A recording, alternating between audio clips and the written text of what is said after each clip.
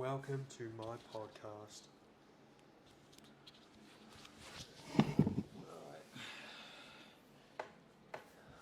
Today, we're speaking about 3 foods to boost fat loss. No, but alright, so Chicken, fish, steak. There you go. broccoli, carrots, special superfoods. It's one of the things with the fitness industry is that we're all looking for the flashy object. We're all looking for the fastest result, and we get sucked into shiny objects. And I think what we have to realize, it's nothing that's very flashy. It's the same shit. It's the same shit. You know, you're doing it's the small basic things throughout your everyday life that's going to produce most of the results. So, hold this up properly. Bring it closer. Yeah, do the basic things again and again and again every single day, and that's going to produce the long-term result. It's not going to be flashy. It's going to be boring as fuck, but that's what's going to get you there. Yeah. What are your thoughts? Yeah, it's like, unfortunately with the fitness industry or the weight loss industry, is like there's a lot of like brainwashing has been like happening. So like if you look, it's like always like 6-week challenges, lose as much weight as possible. Like, oh, I have this, you get shredded as fuck, drink this drink, and you're gonna be like all your life's problems are like changed. But it's actually the complete opposite. It's actually like it's like the daily things over and over again. And then you just want to aim, like look at the system and not so much the results. Like I tell my clients, the goal is 100 grams a week. That's all we're going for, is 100 grams, and just like being that 1% like better.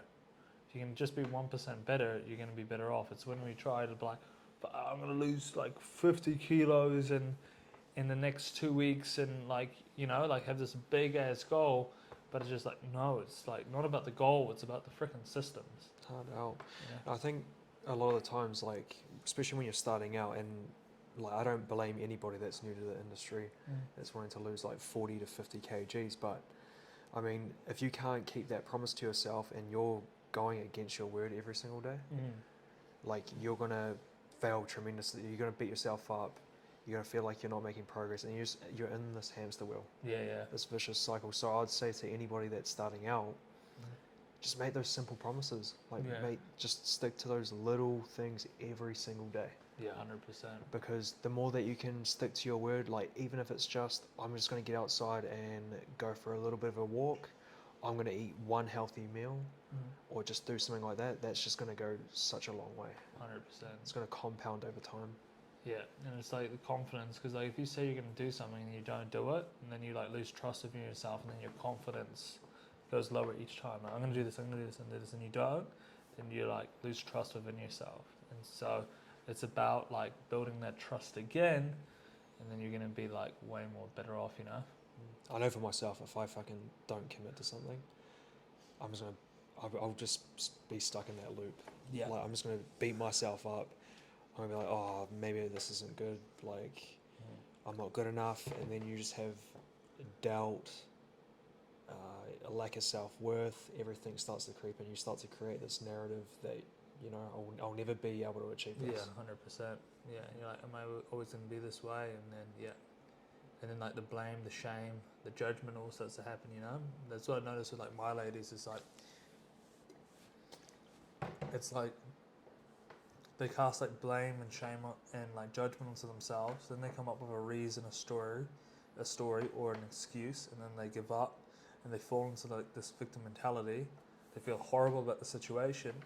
Then they go to food to make themselves feel better, and then it's like more blame and shame. It just becomes this circle that never ends. And like with my clients, is like a path of like forgiveness that we work on with them. Like, you have to forgive yourself and realize that yes, you made these mistakes, but you're the only one who can get yourself out of this. And so forgive. And like this whole thing of like weight loss isn't because there's something fucking wrong with you. Like, this is self-love and self-compassion, and that's why we're fucking doing these things. Not to like, you know, have a six-pack on the beach.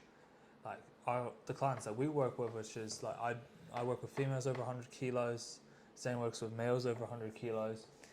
Like, they just want to live longer. right, and just have a little bit of better quality of life and watch their kids grow up. And that's a form of self-love. And a lot of my clients, after they make their transformation happen, they look back and they're like, "Fire! I was actually killing myself." And it's usually something like people think like weight is a psychological. Weight is like a physical thing, but it's psychological, emotional, mental.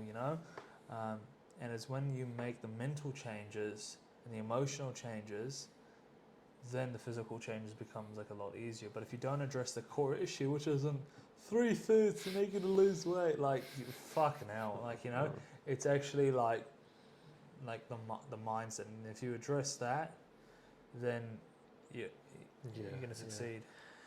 One thing that I'd like to add on to that is, just being honest.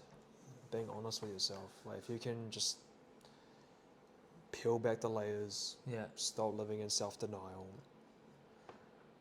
actually admit what's going on physically, mentally and emotionally, and it's going to feel uncomfortable, it's not going to feel good to address, but think about it. If you can really get down to that level of like, this is what's happening, I'm fucking X amount overweight, I'm 20 kgs overweight, I can't keep up, I'm struggling to bend over, all these things that you do throughout your day-to-day life. If you can address that, think about how good that's going to feel once you go through it. Like, if you just kept on masking it and being like, oh, no, everything's okay.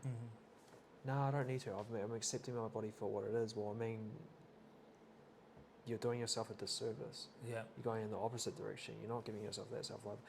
Having self-love isn't being at the spa, getting a massage every day. Nah. It's about being uncomfortable and giving those things and being truthful, so it serves you for the 5 or 10 year. Awesome points. Yeah. It's like the truth will always set you free.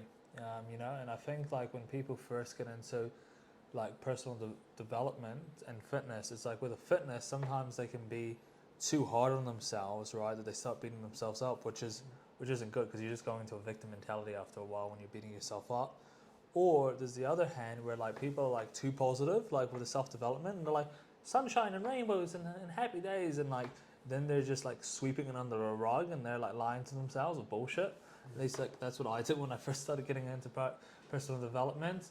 It was just like, nah, everything's fine, and it's not fine, Yeah, and that's like with the self-development, if we're speaking on that, it's think happy thoughts, I've got to be positive all the time, but really, it's okay. Like, we're not perfect. We're human. Yeah. And it's okay to be negative. If you're feeling like this way, you're feeling depressed, or you're feeling anxious, things aren't lining up, your ducks aren't in a row, that's fucking cool. Yeah. And you know what?